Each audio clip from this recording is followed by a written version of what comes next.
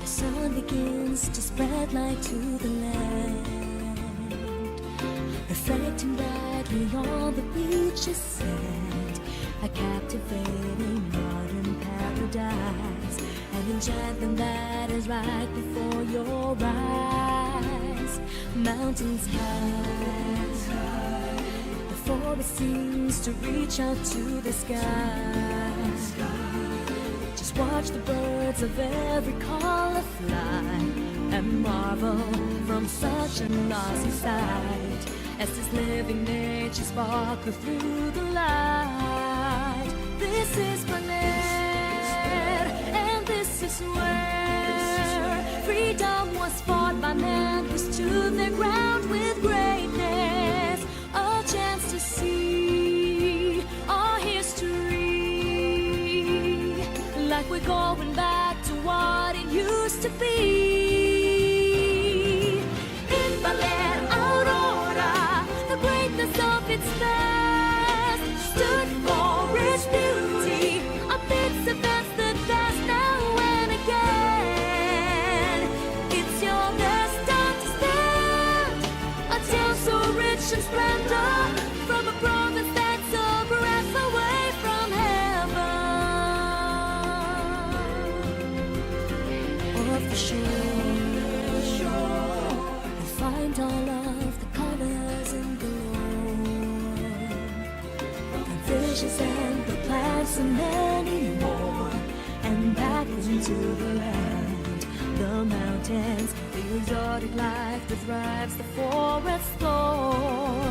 This is Baler, and here is where the sun begins to shine and spread light to the whole land. Yes, it's Baler, the weather's fair, and the atmosphere of friendship fills the air.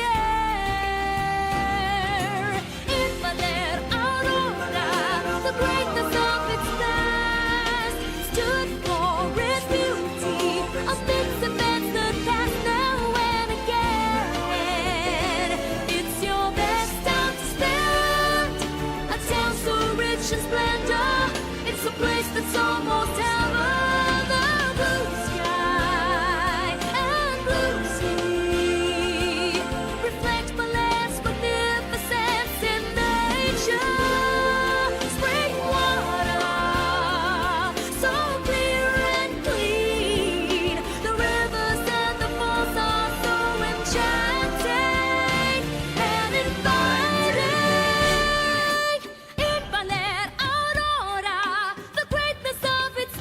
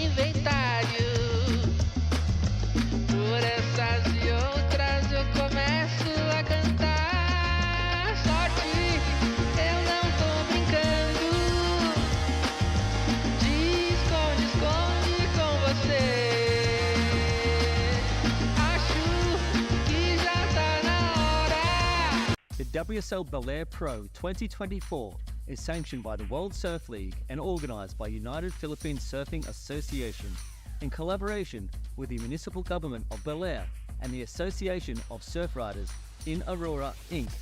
This event is sponsored by the Office of Senator Sonny Angara, the Philippine Sports Commission, the Office of Congressman Ramel Angara, Philippine Airlines, and Costa Pacifica. This event is also recognised by the Philippine Olympic Committee and the Philippine Sports Commission. Day 4,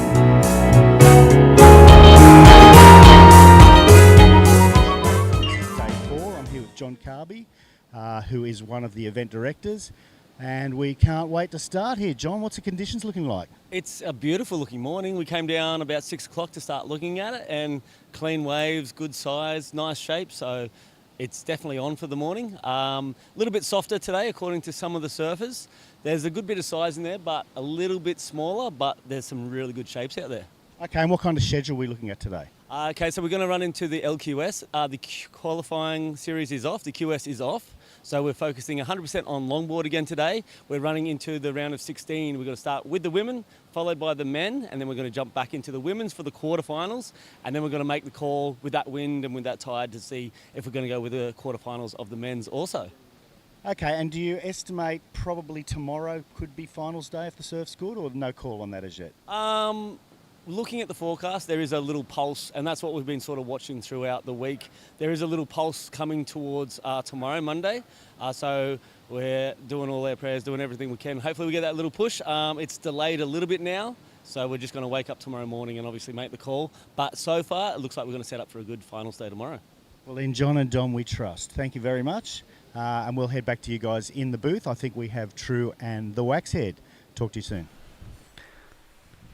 Thank you and good morning. I am Matt, the Waxhead Chinosky, joined by True Starling, our familiar face on the QS over in Australia and this region as well. You've competed all around. You've competed at Cruy, you competed there at La Union, India as well. Yeah, I've been here, there and everywhere throughout the last 6 to 8 months. So it's been very cool to surf new places, but also to talk surfing. It's one of my favourite things to do. Mine too, and my passport's got a few stamps as well. Yeah, thankfully my boards have arrived everywhere just okay. Today we do have the surfliner saying 3 to 4 foot faces. Once again, it is under that, about 2 to 3, because we have a massive peninsula that is actually blocking part of the swell that comes in.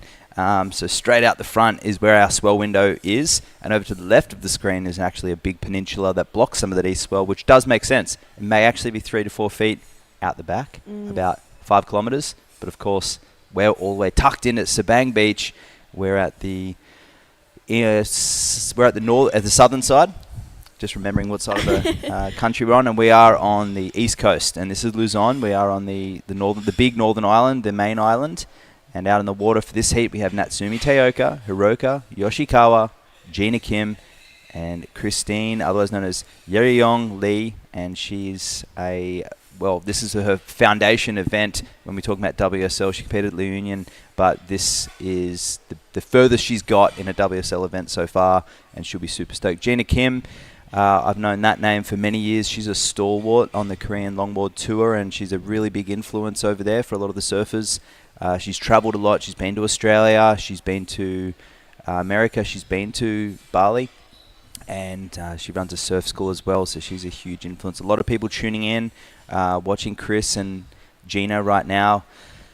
Hiroka Yoshikawa, one of the most stylish surfers to ever come out of Japan, and that goes for longboard, shortboard, male or female. She's quick on her feet. She's really cat-like with her reflexes. The way she twists and bends towards sections is very graceful. She really epitomizes that style, flow, and grace. But in the last 5 years, her competitive triumphs have come to a little bit of a crossroads with a certain Natsumi Teoka, who's come on the scene, and she's come all guns blazing. She is definitely the most committed surfer on the World Longboard Tour when she's on it. I've seen her get some of the biggest waves and some of the biggest wipeouts as well, True. She goes hard. She does, yeah, and I'm excited for this heat. Natsumi and Hiroka met up in the semi-finals over in La Union, where Hiroka got the win in that one and moved on through to the finals, getting second to Kaede Inui. And I think this is going to be a really good heat with Gina and Yeryong, or Christine as well.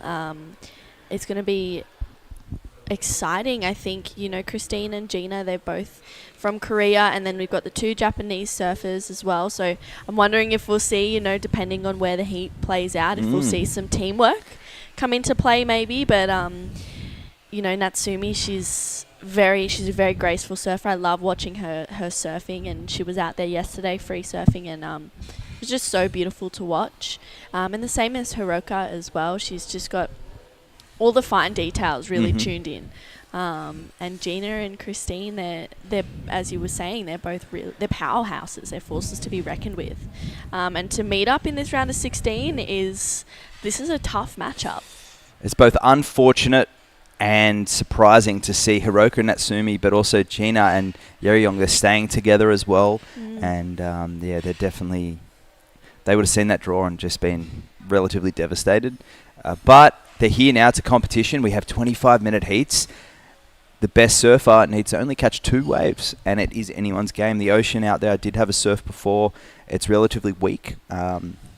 It's about 8 to 9 second period, but it's a lot of that wind swell from yesterday. There's not a lot of groundswell. They say there's an underlying groundswell. The 2 set waves I caught closed out. I waited for 20 minutes, got 2 of the biggest set waves, boom, full close out.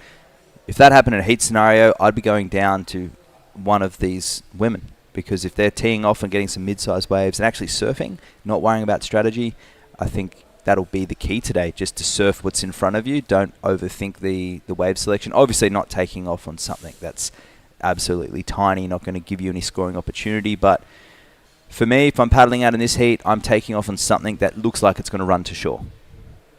Yeah, I think today is one of those things. I think you've nailed that, Matt. Wave selection is really important.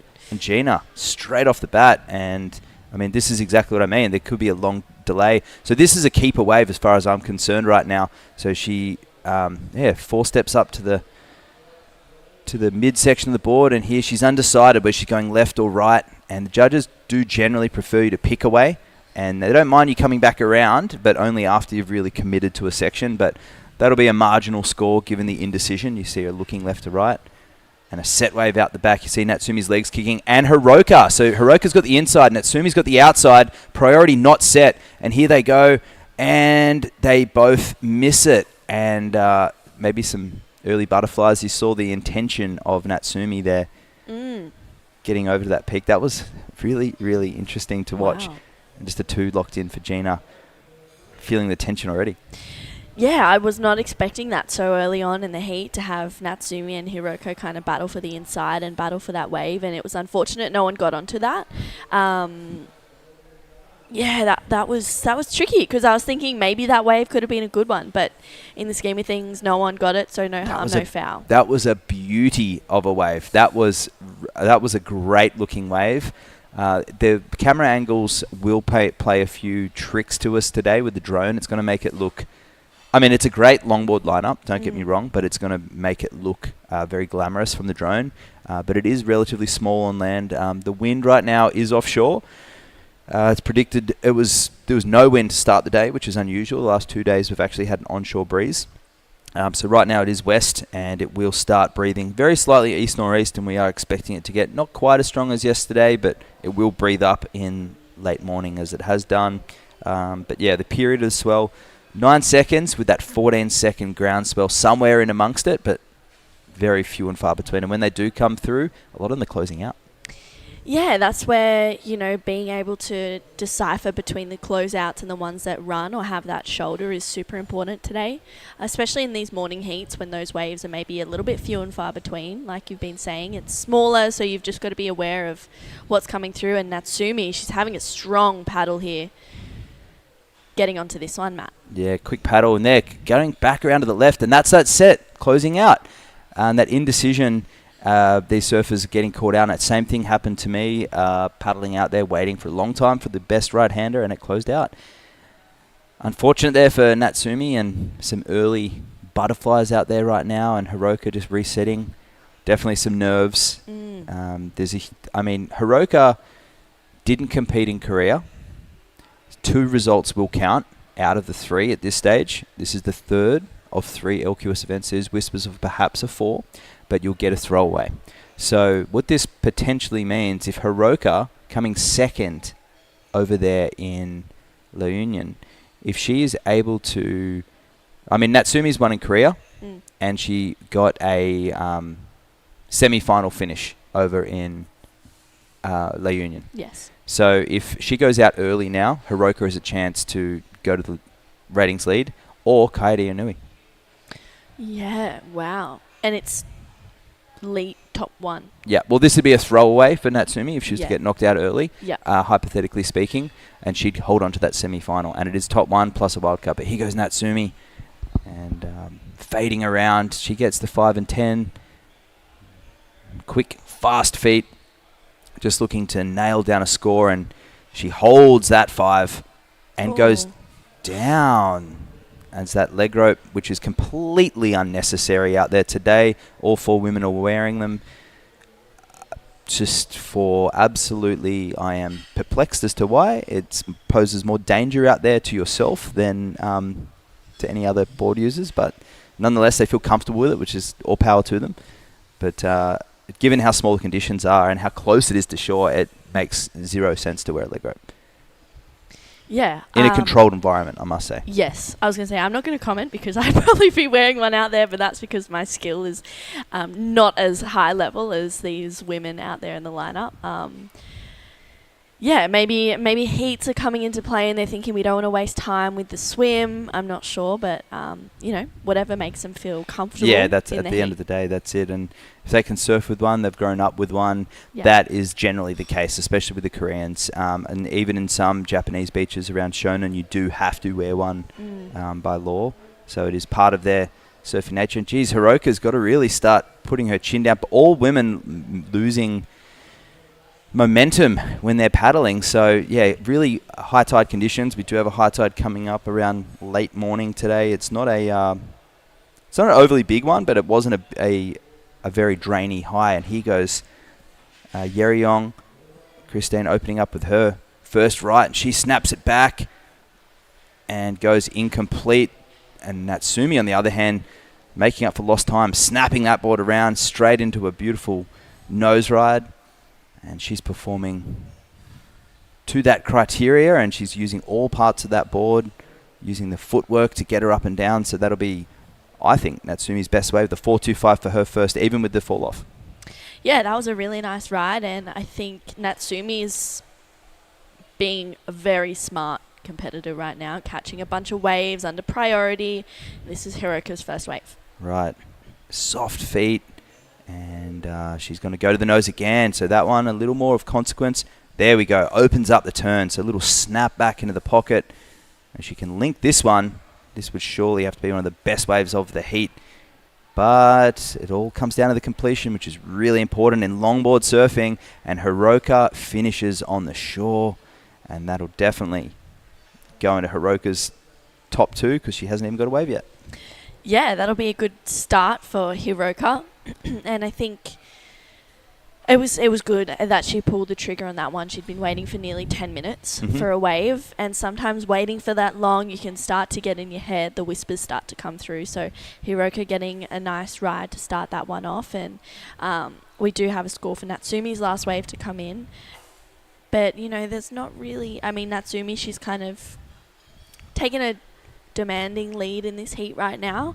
We'll see where this score for Hiroka locks in, but there's not really much going on in terms of big scores yet. Not yet. The waves are, it's 11:50 high tide, and it is one of the biggest high tides that we've had, but the low tide, interestingly enough, it was it was 3.5 feet this morning, the low tide. So we've seen the low actually come up quite a bit, so it's not a very big deficit, and there's not a big difference between the low and the high. So that's why this morning and yesterday have been really full. It looks like high tide out there now, but surprisingly we have another 3.5 hours of it. Wow. So we may even have to go and hold at some point today if it continues, but we haven't even had it's been so consistent. In fact, yesterday there was one of the heats mid-morning of the women's that had one of the men's 41 waves ridden, and I mean, that's for 25-minute heat. That is crazy. That's very consistent lineup. Yeah, that's that's a lot of waves. But you know, I'm loving the energy. You've got to give it your all in heats and give yourself every opportunity that you can. 40 waves all up is a lot, but and I didn't want to be cynical during commentating that heat, but it is too much considering that only 5 of the waves are over 4-point rides. Okay. Yeah. I see what you mean. So it's something like wave selection really wasn't a factor in that because people were just freaking out. I need to get waves. But in the end, it settled down throughout the day, and we did see some amazing surfing. Yep. A 7.35 for Natsumi Taoka and a 7.25 locks in for Yoshikawa. So the judges appreciating the big turn for Natsumi and the critical nature of the nose ride after the turn. And here goes Christine, and she's going to work her way through and goes incomplete. You've got to complete those at this level, especially when you've got World Tour competitors. Beautiful snapping fade for Hiroka. Comes from behind the section, holding the nose ride. That there is incredibly difficult to do.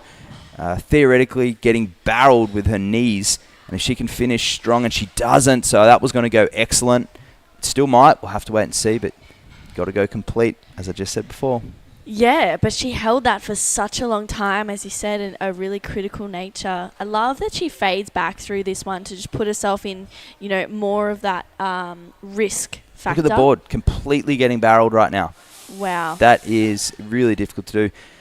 And at that moment, if she'd have gone to a hang 10, lifted her eyes up and extended her hips, that board would have actually shot higher, and she may have even got that's how you get a 10-point ride on a longboard. When you do things, when your board's going down and you do things that you don't think are possible, it's very possible with your body language to lift that back up again. And you get this, what we call levitation, where there's Hailey Haihun Sung immersing herself in the water, a different type of water there, a puddle. And she was injured pre-heat yesterday. She was lucky to get through her heat. She's got a big old fin chop above her eye. You could say the leg rope had a lot to do with that. And Natsumi carving back around to the inside section, and she would have heard a 7.10 for Hiroka, so she's gone out to the lead. Now looking for a 7. And Natsumi's working her way, de-weighting and stepping forward with a lot of speed. And she's going to finish that one complete. Didn't see any critical moments there. Catching up with her straight after we're talking about Hailey there, Haihun Sung, who's on next. But yeah, she had a tangle with her board, bruised legs, and a big old fin chop in the eye. Yeah, that's never nice to have pre-heat. It No. definitely brings on some nerves. So for Hailey or Haihun, we saw her have a little bit of a tricky heat yesterday, but I feel like hopefully she can regain some composure today, progressing through that one. And she's another Korean surfer out there. Yeah. She'll be up there next, and she'll be up there against Sakura Nui and Kyla De La Torre, who's the daughter of coming up in, I think, Heat 3, Daisy Valdez. And there's our beach marshals. They're stoked. They're actually just a wealth of information.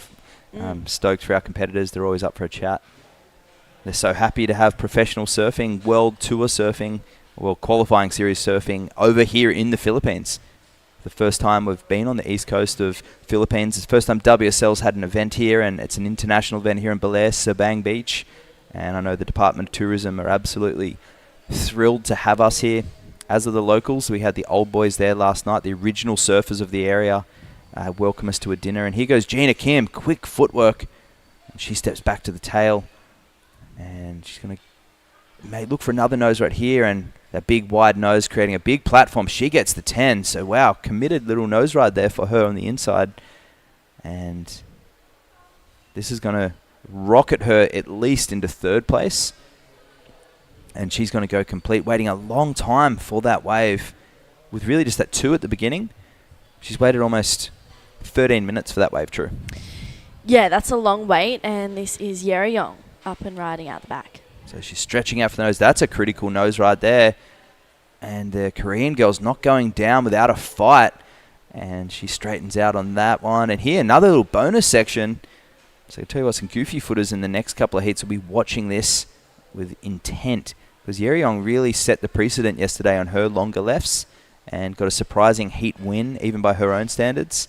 first heat interview, she's at post-heat interview she's ever had. So that'll be a great way for Chris. And she just got a 2.75 and a 2, but that locks in at a 4.75. And Gina Kim, a 5.35. So Gina now looking for a 7.5, and Yeryong looking for an 8.10. So the Koreans not out of it yet. They're going to be fighting right to the death. There's that beautiful drone angle of Sabang Beach. And True, what's been your favourite part of Baler so far? Oh, it's hard to say just one, but I think I've been really enjoying going surfing after the event. I had a surf yesterday, had heaps of fun out there. There was a couple of lefts, a few rights. There's actually a couple of little inside rights that I was kind of getting excited about. So I was catching a bunch of those, and it's nice to be able to, walk around and have dinner and after a surf. And wow, Yeryong locking in for a nice nose ride. Yeah, this one's actually Hiroka. Oh, sorry. That's Hiroka. all right. Current heat leader. And little adjustments. See those little tiny adjustments? So technical. Little drop knee there. And she's just looking to drop a 7.10. She's on her way because she didn't go complete on her last wave. And, she finishes off on the inside section. So well done, Hiroka. Current heat leader. Natsumi had a 5.5 in her last. That wasn't enough to eclipse the lead, but she's safely in second. And it is Yeryong in third, looking for an 8.10, and Gina needing a 7.5. And here goes Yeryong, a nice carve. These girls may have taken a little while to get started this morning, but they've warmed up to the occasion, True, and we often do see that as part of the process, the first heat of the day. We saw it yesterday, actually. Yeah. A lot of butterflies. Yeah, heaps of butterflies. We were saying yesterday as well, that first heat of the morning, it's where we set the scale. It's where we figure out, what is scoring. And I think both Hiroka and Natsumi have just really tapped into, that excellent or good to excellent range, in the sense that they're just surfing out there because they're enjoying it. Mm-hmm. They seem like they're enjoying being out on their board, performing, and having rides that are really worthwhile. Mm-hmm. And it's exciting to watch that. And for Yeryong and Gina, I want to see them kind of get into something that's a little bit more critical. Yeryong needs an 8.1 and Gina chasing a 7.5. So they're big scores, but they're within, capability of doing that. Yeah, absolutely. And a 6.5 there for Hiroka. Those little subtleties. The criteria is style, flow, and grace, and it's the critical sections that judges want to see. But for me, that is a lot harder to do than a committed nose ride, what Yoshikawa was doing. It takes years of practice for those little adjustments on the board, the weight adjustments, just to step forward, step back, and just the timing to make it look so easy. It's the subtleties that separate longboarding from other forms of surfing. And just look at the way that she's moving on the board. Let's see just the way the feet go together on that stall, stepping back, looking at the footwork here. It's not regimented. It's not predictable. It's not tail, middle, nose. It's all these little subtle drop knees. It's these little de-weighting notions, and the way that the way the foot is at 45 degrees or at 90 degrees. It's all these little weight adjustments on the stringer and understanding the board, the fin. It's another level that the judges can't appreciate at this stage, and it's difficult for them to adjudicate because it's critical. They want to see critical surfing, big surfing, committed surfing, and that surfing, it's not committed, but it's the dance, and it's a part that most of us enjoy the most, and it's the stuff that really. I ride big waves, I ride shortboards, I ride barrels, but I don't look at this out there with any different intent to what I look at 20 feet Waimea Bay. I'm equally as inspired and excited because of those little subtleties. And when you understand your equipment, you understand your body, and you can get those little feelings, surfing is about that. It's about feelings. And Yoshikawa is feeling it right now. A 7.25 and a 7.10. And it's a heat for sure. But it's like it's a performing art. It's a performance, a 25-minute performance that she's putting on. And I and you, we're just sitting here with the viewers, soaking it all in, and I'm thanking Yoshikawa for putting on that performance because I'm stoked. Made my morning. Oh, I'm glad. I'm loving you're getting a bit heartfelt there, man. Yeah. I love it. Hiroka, I think we were talking over in La Union, she's just got all those subtle little differences really nailed in, and I was excited to see her in that semi-final with Natsumi and then in the final with Kaede. But this is Gina locking in for a nice nose ride. And that was a nice 10 to start up, and she's also a tenacious competitor, very kind on land, and a lot of these Korean girls, she's 32 years of age, and she's had a lot to do with the wave park over there in Korea as well. I believe she was managing it for a little while, and she had something to do with the longboard side of things. And she's a real leader over there in the community, the longboard community, and I know there's people over there in Korea that have got the subtitles on, and a big hello to everybody in Korea tuning in, watching this heat right now. We know that Gina's family are going to be tuning in, Yeryong's family are going to be tuning in right now, and an interesting fact from a surfer in green, Lee, she's actually Guatemalan and Korean mix. Wow. Yeah. So that's a very unique mix there, and she's got a very Americanized accent, as does Gina, I must say. And that last wave for Gina at 4.35, so it steadily puts her into third place now, and it's still needing a 7.5. But I mean, they've got the two most successful female longboarders to come out of the Asia region in history in this heat right now. So they knew coming into this they're going to have to throw everything at it, and I've seen Gina. This is the best heat I've seen Gina put together. Really tenacious, and this heat total 9.7. I feel if this was in another heat, the total would be higher. It's because it's scaled, right?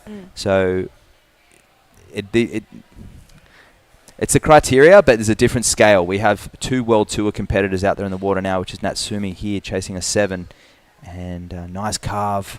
Gets the flow, and that nose ride straight after the turn, so really good timing there.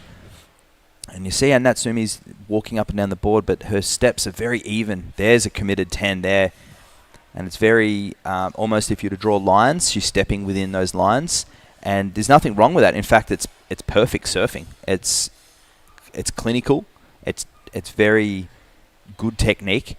But when you compare it to Yoshikawa, she's got that, but she's also got little in-between moments too. She's stepping in and around those little speed pockets. It's not just... And there's these little stalls, so let's have a look at this. Dissect this wave with me, true. Fading around. See, watch this. Steps up. Little smaller mid-step. Yeah. But long 10. And here, little cross-step there. That one a little more regimented. And that one's not going to show it, but...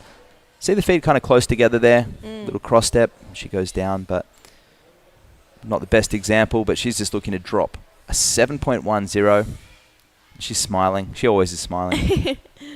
I know. I feel like, win, lose, or draw, I always see her smiling. Always see her happy. I think in regards to what you were saying with Gina and Yeryong before, and we've spoken about it, I think, throughout the event, it's if you want to be on that world tour, you have to be prepared to have heats with the likes of Hiroka and Natsumi. You have to be prepared to bring your A game in every single heat. Your quote yesterday, if you want to be the best, you got to beat the best. Yeah. Widianto actually said that in the men's heat, he's got JR in his side of the draw. And he will get to meet up with Kai Hamasi in the final if he makes it that far, and he's excited. And I used your quote, so thank you. That's okay. And Natsumi's gone to the lead with an 8-point ride after her last 10. And here goes Yeryong. And she's trimming her way through on this one, and Natsumi's going to finish off on the inside. And Yeryong just unable, getting caught on the tail there, unable to capitalize on that, but she stays stable on her board. And with 25 seconds to go, you'd have to say that the Koreans will go down in third and fourth, and it's the two Japanese surfers, the two most successful female Japanese longboarders of all time, will progress through from the round of 16 through to the quarterfinals. And there we have Yeryong making way in. Unfortunate for her, that was always going to be a tough heat, but they put up a really strong fight. Yeah. You'll see where that one logs in at, but Natsumi taking the lead, Yoshikawa down into second. And, I mean, look, Yoshikawa throwing away a 6.5, a 6.7, and a 5. Wow. And, I mean, super consistent signs there from the Japanese surfers. So, well done. Great performance to start off the day. I'm excited. In fact, I'm a little tired after watching that because I got so excited. But We're going to come back for Heat 2 very shortly. Don't go anywhere. Baler Aurora, the greatness of its best, stood for its beauty amidst events that pass their win again. It's your best time to spend a town so rich in splendor, from a province that's a breath away from heaven.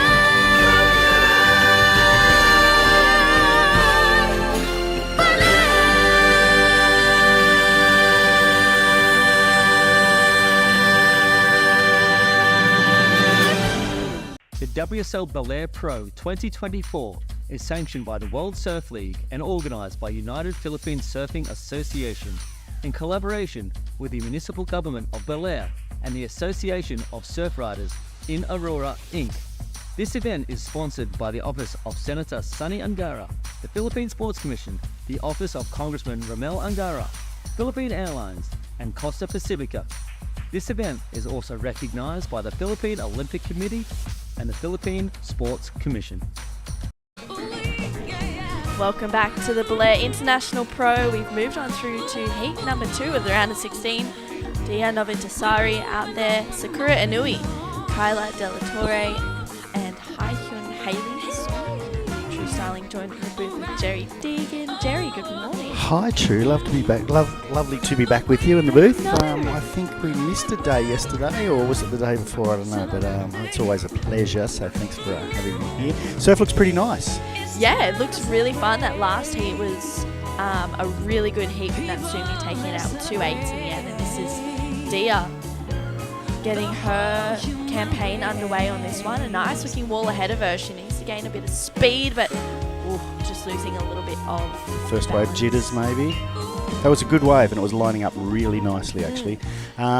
So we're looking for 28 degrees today on a sunny day. I feel like it gets a lot hotter when the sun's out. Like, it feels like 35, but 28. The worry about a sunny day is generally it makes the wind pick up a bit more in the afternoon. If it's a cloudy day, it tends to stay a little more glassy during the day. So I don't always say it, but bring on the clouds. I'd like to just have a real long day of surfing here. It'd be nice to get through to finish the quarterfinals even, but whether that's going to happen, I don't know. Yeah, we'll definitely have the women's quarterfinals, I think, but men's quarterfinals are off, or on standby, sorry. On standby, yeah. In that first wave of Dia, a 4.5, but yeah, the conditions are promising this morning. This is Sakura Inui up and riding, just unfortunately losing a little bit of balance there. You think they've pushed each other a little deep there? I mean, Maybe a little bit, yeah. I think at the start of the heat they tend to do that. You know, they don't necessarily fight for priority because whoever gets it, and there is no priority to start with. But I tend to think they do that, and I can see Kayla. She's just heading a little wider there, so she's going to prove me wrong and paddle back now.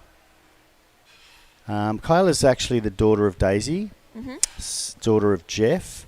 She just turned 19, I think, in January, and she loves McDonald's. Yum. Yum. Love You don't that. really love McDonald's, do you? Give me an Oreo McFlurry any day. But Oh, okay. Dia, nice little quick tap there. And she redirects it back to the inside. This one's starting to wall up for her. She locked in a 4.5 on her first wave. Gets a bit of a 10 there.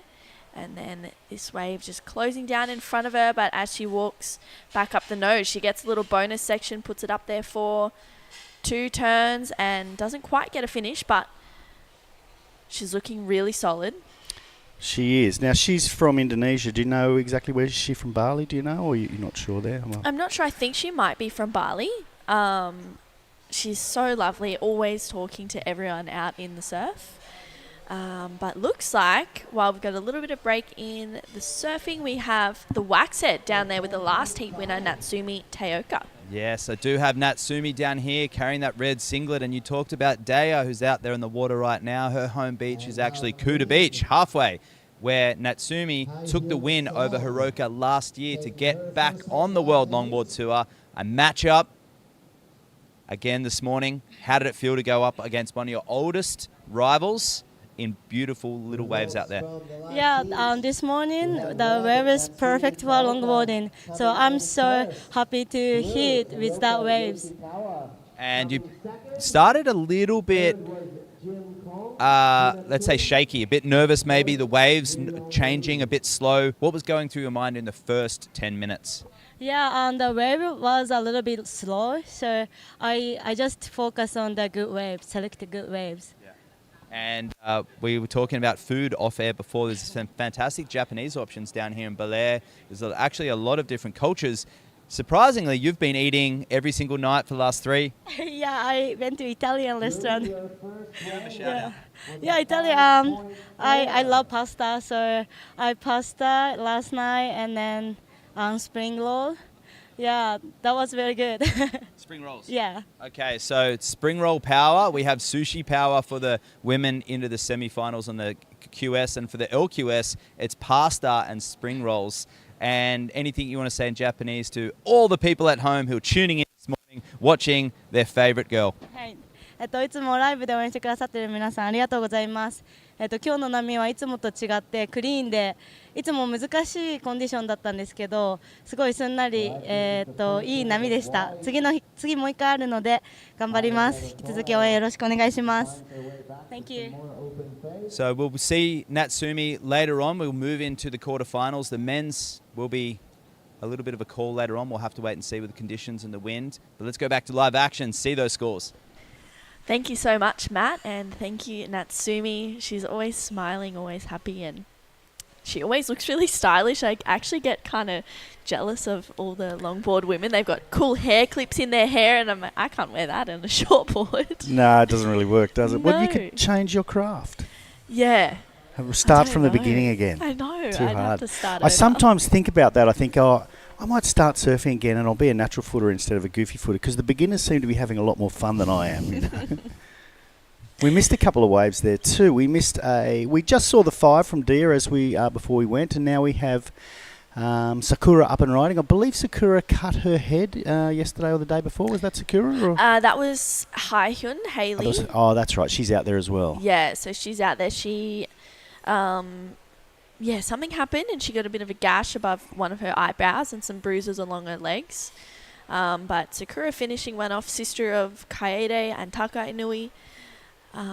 We saw Kaede take out the La Union International Pro last week, which was super exciting to see that. And this is Hailey up and into it on this one. She's already got a 5.4. Quick steps up to the nose as she locks in.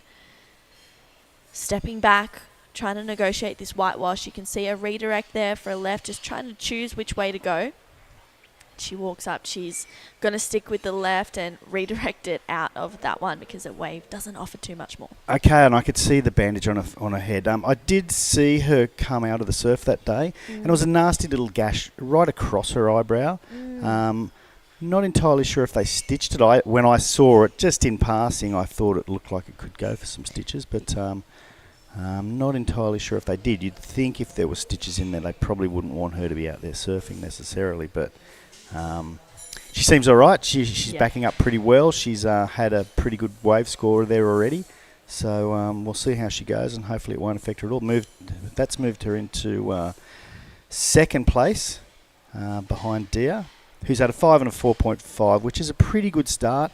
Nothing like what happened in the first heat there. They had some pretty great scores, that's me in particular. So, I'm assuming they're going to need those kind of scores all the way through. We are in the round of 16. It's not the opening rounds. We're really in the rounds with surfers that know what they're doing, and that's why they've gotten into this round. Our producer, Sam, out there, told me that a friend of mine messaged in on the chat and said, Jerry's doing a good job. Well, that's not really what he's saying. He's saying, Jerry, say hello to Rod Clark. So, hi, Rod Clark. Thanks for watching. Love that we've got friends all over the world listening in, and it's exciting to also have international lineup. We've got an Indonesian, a Japanese, a Filipino, and a Korean competitors out there for the women. This is Sakura Inui. Her last wave of 4.7. She needs a 4.31 to go to second place, locking in as she steps back in time, getting around this section, moves back up the board again. I saw her and her brother and sister out there in the surf yesterday. They free surf morning and afternoon after the contest, and they're always having the most fun out there. So Sakura finishes that one off. And yeah, they're always laughing and smiling. And are they hanging out as well with, there's Dia screaming across a nice right hand. Nice 5 there. She's held it quite a long length of time. She's going to get to the outside. She's going to go up and over, and she's going to finish that off. That is really difficult on a heavy board like that. And she's out of there. She's not going to chase anymore. She knows she's got some pretty good points there. So do the Inoues hang out with the other Japanese crew? And every time I want to ask a question, someone takes off. How rude of them. Do they hang out with the other crew, or they generally hang out with themselves? I know their mum's filming constantly there on the shore. Did you notice that they were laughing with each other, or the whole crew? Or I think they were laughing with each other yesterday. At that moment in time, there wasn't too many other people out. So I think, they were just laughing with themselves. With each other, and they're a very close-knit family. They spend a lot of time together, which is, it's cool. epic. It's really cool. I mean, I spent a lot. I've got 2 brothers, and if we weren't laughing together, we were punching each other, we weren't. And if we're in the surf, my older brother was taking our waves, that's for sure. Sounds like Jessie. So hello to Jessie. We miss you, Jessie. Yes. That's Jessie's true sister. And I know she's on a plane, right? So she's not hearing anything. On her way home. Well, that last wave of Sakura, 4.9, that takes her into the lead. She's got a 4.7 as well. Dia looking for a 4.6. She's got a score to lock in too. My prediction is that she's going to get it. And if she can keep going the way she's going, she'll improve on every wave. And 7. Well, there you go. The judges love that. So that's really handy for her, a 7 and a 5. She's got a total of 12. She's going to start to make it hard for the others. We're nearly halfway through the heat, so it goes so quickly, And I think they sit out there and think we've got time, and all of a sudden, boom, there's 10 minutes, there's 5 minutes, and people start to panic. So to be in the position Dee's in now is pretty is pretty nice. Yeah, I agree. It's a bit comforting. You're kind of in a zone where, second needs a 7.1. She is a bit freer now. She can look to better that 5 and maybe even kind of figure out where the best bank is, because more likely than not, she'll be in the quarterfinals later, depending on how this heat goes. Yes. And holding that 7 is a huge feather in the cap. Yeah, and I noticed Kayla just paddled there, lost her priority. She's a little inexperienced at competition surfing, but each time she paddles out there, she gets more experience. That was a bit of an error on her part, losing. I think she only had second priority at the time, but nonetheless, she's back to fourth priority now, and they're all sitting in a group there, so she is going to have to wait unless she can grab a smaller one on the inside. Yeah, so Kayla De La Torre, daughter of Daisy Valdez. And Jeff De La Torre. And this is Hai-Hun Haley Sung up and riding. This one closing out in front of her. Matt made an early call this morning saying, he noticed he sat out there and was saying that for 20 minutes he got 2 sets and both of the sets closed out. So if that's an indication of anything, it's the sets that are kind of closing out a little bit. So the mid-range ones are the ones you're really looking for, yeah. Yes. Yeah, okay, that's fair enough. And again, with priority, it's hard not to paddle for a set because with the tide still coming up, I think there's a high tide around, I'm sure you guys discussed it, 11:30 or something, was it? Yeah. With the high tide coming up, those sets may well hold up, in another heat or two. But at this stage, it does look like they're shutting down. So maybe they're not the optimum waves to paddle for at this stage. But Haley took and used her priority there on the set. Sadly, just like Kaya, she kind of wasted that priority. But I guess you got to pull the trigger every now and then. And Haley needs only a 4.2 actually. So yeah, it's beautiful waves. It was interesting what Natsumi said on the last one, that these are perfect longboard waves. And yeah, looking out there, I was watching it this morning thinking, if I was a serious longboard, I'd be looking at this place as a destination, because we've had waves like this for the last 3 days. It was a little bit bigger the day before. We're expecting waves like this in the next couple of days. And I think if you were here outside competition time and there weren't all these really, really fantastic surfers, you'd be getting loads and loads of great waves here, you Yeah. know, and as a destination, great accommodation, great food, great everything. So I think the showcasing of this place is, and seeing waves like this, if you're a shortboarder, you might think, okay, well, that doesn't excite me much, but they certainly get good, bigger waves as well. But for a longboarder, this has been perfect. Yeah, it's fun. It's super playful. A lot of the rides, they just kind of peel off, and it's really fun. Yesterday afternoon, it was I felt like it was a little bit bigger than what we have this morning, and I was actually finding a couple little inside rides, and I was saying to Matt, I was having so much fun. Just halfway out, not even. So you weren't outside dealing with the crew, you just sort of hung inside No. and took the reforms, Yeah. or the reforms or the shories Yeah. almost? Yes, that's exactly what I did. So it was good fun. I was pretty tired actually by the end of it. But 9.5 minutes. Dia, a 7 and a 5. Sakura has that 4.9 and a 4.7. She needs a 7.1 to go to first. Haihyun Haley Sung, a 5.4 and a 3.6, needing a 4.2, and Kayla just a 3.9 and a 0.5. She needs a 5.7, and as you said, you know, probably this is one of her first, well, not her first, but she's She inexperienced in the surfed Rashi. in La Union. Okay. And a big shout out to her mum, Daisy, who we mentioned just before, but I know her dad, Jeff, is in China. He's helping with the Chinese surf team. He's doing some coaching over there. I think he's there for a month. Wow. And Daisy is definitely down there on the beach cheering her daughter on. Yeah, she's also coming up in the next heat as well. So, yeah, what do you do? Cheer your daughter on or psych up? I know she's cheering her daughter on, Yeah. actually. But in doing that, she can watch the waves. She knows where to sit. She knows what to do. Maybe she can learn from some of Kayla's mistakes, actually, and hopefully she'll make it through. She'll get that 5.7 and maybe surf against Daisy next round. That would be a bit of an interesting one, Wow. mother and daughter. Yeah, that would be really cool to see. I think it might have happened in LU, actually. Really? I think so. Wow. Someone's going to pull me up on that, but I have a feeling it did. Wow. My memory, as I've said many, many times, is kind of shot, but I think that happened in LU and they were talking about it, or whoever was on the mic was having a chat about it. Yeah, here's a bit of a set, and it looks really wide. No one's interested. And yeah, you're right, that one basically just shut down. Good, nice drone shot there. It is incredibly glassy. Makes me want to get a boat and go out there fishing. Yeah. I love my fishing. I don't know how much fishing they do around. Well, traditionally it was a fishing town, so Oh, wow.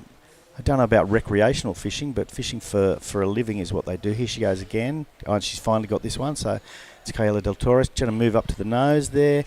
Bit off balance, but she's holding on to it.